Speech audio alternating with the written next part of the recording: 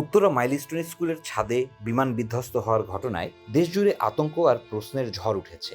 দুর্ঘটনার প্রকৃত কারণ নিয়ে যেমন তদন্ত চলছে, তেমনি সাধারণ মানুষের মনে এক বড় প্রশ্ন, মাইলস্টোন স্কুলে এবং তার আশপাশে এত সিসি ক্যামেরা থাকা সত্ত্বেও এখনো কেন একটি ফুটেজও প্রকাশ্যে আসেনি।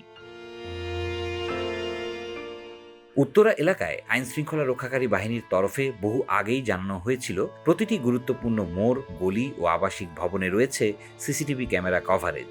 মাইলস্টোন স্কুলও একটি নামী বেসরকারি শিক্ষা প্রতিষ্ঠান হিসেবে এ ধরনের নজরদারির বাইরে থাকার কথা নয়।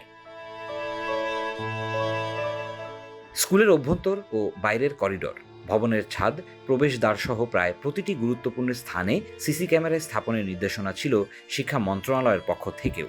এমনকি ডিজিটাল নিরাপত্তার অংশ হিসেবে অনেক ক্যাম্পাসে এখন রিয়েল টাইম মনিটরিংও চালু রয়েছে। কিন্তু প্রশ্ন থেকে যায়, দুর্ঘটনার দিন বিমান ছাদের উপর ভেঙে পড়ার মুহূর্তটি কোথাও ধরা পড়ল না কেন?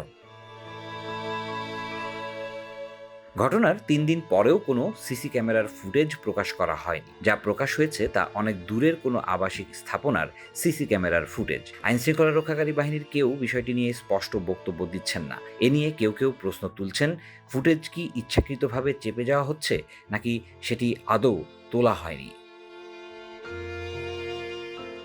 একজন অভিভাবক ক্ষোভ প্রকাশ করে বলেন, এই এলাকায় ঢোকার প্রতিটি গেটে ক্যামেরা আছে। স্কুলের গেট, করিডর, ছাদে ক্যামেরা থাকার কথা। তাহলে ফুটেজ কোথায়? নাকি আমরা জানতেই পারবো না আসলে কি ঘটেছে?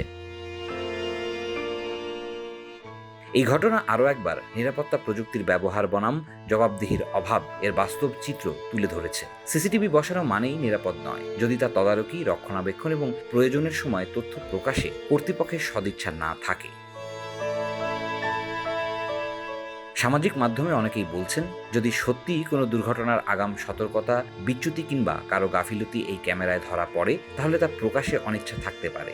আবার কেউ কেউ বলছেন, এটা হয়তো একটি টেকনিক্যাল ব্যর্থতা। তবে যেটাই হোক না কেন, একটি জাতীয় আলোচিত ঘটনার ভিডিও না থাকা কেবল প্রশ্নই নয়, গণবিশ্বাসেও আঘাত।